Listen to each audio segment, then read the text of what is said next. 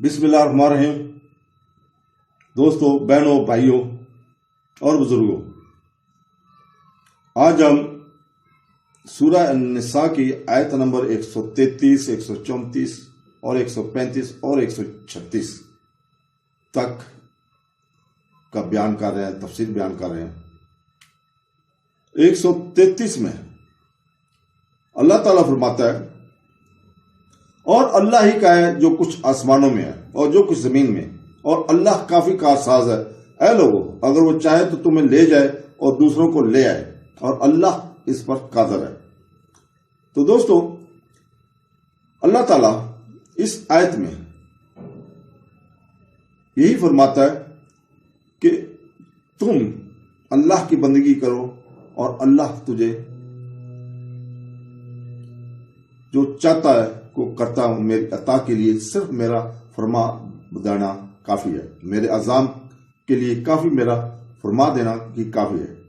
میرا حکم کسی شے کے متعلق یہ ہے کہ جب کچھ چاہتا ہوں تو صرف اتنا فرماتا چاہتا ہوں کہ ہو جا، تو وہ ہو جاتی ہے۔ 134 میں، آیت نمبر 134 میں سورہ النساء کی اللہ تعالیٰ فرماتا ہے، جس کا ترجمہ ہے، اور جو دنیا کے انعام چاہتا ہے تو دنیا آخرت کا انعام اللہ ہی کے پاس ہے، اور اللہ ہی سنتا ہے، دیکھتا ہے۔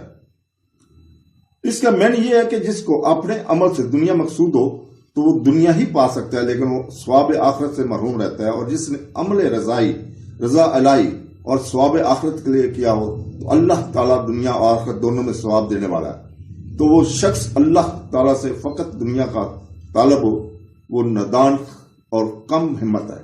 جب اللہ تعالیٰ کے پاس دنیا آخرت سب کچھ ہے تو اس سے دنیا اور آخرت کی بھلائی مانگو گے۔ مانگنے والے میں ہمت چاہیے۔ اس سے بھی معلوم ہوا کہ نہ تو دنیا کو اپنا اصلی مقصود بنایا جائے کہ آخرت کو فراموش کر دے، اور نہ بالکل ترک کر دینی چاہیے۔ تو دوستو، 135 میں سورہ النساء کی 135 میں اللہ تعالیٰ فرماتا ہے، جس کا ترجمہ ہے، اے ایمان والو، اللہ کے لیے گواہی دیتے ہوئے انصاف پر خوب قائم ہو جاؤ، چاہے تمہارے اپنے یا والدین یا رشتہ داروں کے خلاف ہی گواہی ہو۔ جس پر گواہی دو وہ غنی ہو یا فقیر ہو، بہرحال اللہ ان کے زیادہ قریب ہے۔ تو نفس کی خواہش کے پیچھے نہ چلو کہ عدل نہ کرو۔ اگر تم ہیرا پھیری کرو یا منہ پھیرو تو اللہ کو تمہارے کاموں کی خبر ہے۔ اس آیت مبارکہ میں عدل و انصاف کے تقاضے پورے کرنے کا حکم بیان کیا گیا، اور جو چیزیں آدمی کو نا انصافی کی طرف میل کرنے کا سبب بن سکتی ہیں، ان کو وضاحت کے ساتھ بیان کر دیا کہ یہ چیزیں انصاف کرنے میں آڑے نہ آئیں۔ اقربا پر بھی رشتہ داروں کی طرف داری کرنا، تعلق والوں کی رعایت کرنا، کسی کی امیری کی وجہ سے اس کی حمایت کرنا، یا کسی غریبی پر ترس کھا کر دوسرے فریق پر زیادتی کرنا، یہ تمام چیزیں ہیں جو انسان کے تقاضے پورے کرنے میں رکاوٹ ہے۔ ان سب کو شمار کرو کہ اللہ تعالیٰ نے حکم دیا کہ فیصلہ کرتے ہوئے اور گواہی دیتے ہوئے جو صحیح حکم ہے اس کے مطابق چلو، اور کسی قسم کی تعلق داری کا لحاظ نہ رکھو، حتیٰ کہ اگر تمہارے فیصلہ یا تمہاری گواہی ہی تمہارے سگے ماں باپ کے بھی خلاف ہو تو عدل سے نہ ہٹو۔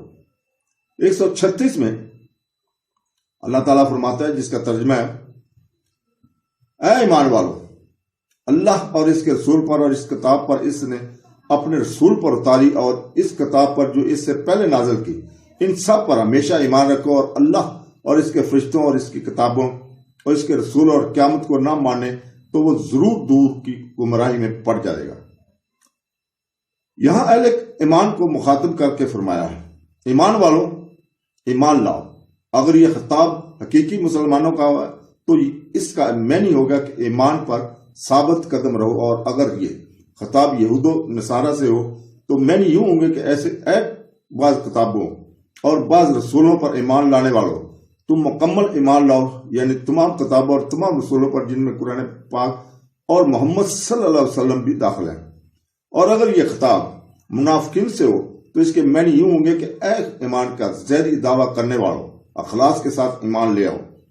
یہاں جو فرمایا گیا کہ رسول اور کتاب پر ایمان لاؤ، تو رسول سے سید الانبیاء صلی اللہ علیہ وسلم اور قرآن اور کتاب سے قرآن پاک مراد ہے۔ یہاں یہ بات یاد رہے کہ اہل ایمان کا لفظ حقیقی معنی کے اعتبار سے موجودہ زمانے میں صرف مسلمانوں پر بولا جا سکتا ہے، کسی اور مذہب والے پر، خواہ وہ یہودی ہو یا عیسائی، اس کو لفظ نہیں بولا سکتے۔ آیت میں فرمایا گیا ہے کہ تم اللہ پر اور اس کے رسول محمد صلی اللہ علیہ وسلم پر اور قرآن پر اور اس سے پہلے ہر کتاب اور رسول پر ایمان لاؤ۔ اس سے معلوم ہوا کہ تمام کتابوں پر ایمان لانا ضروری ہے، مگر عمل صرف قرآن شریف پر ہی ہوگا۔ ان کتابوں کی متعلق یہ عقیدہ رکھنا چاہیے کہ اللہ تعالیٰ کی بھیجی ہوئی کتابیں ہیں۔ تو دوستو، اللہ تعالیٰ ہمیں قرآن، حدیث اور تفسیر پڑھنے کی توفیق عطا فرمائے اور سیدھے راستے پہ چلنے کی توفیق عطا فرمائے۔ آمین ثم آمین۔ اللہ حافظ۔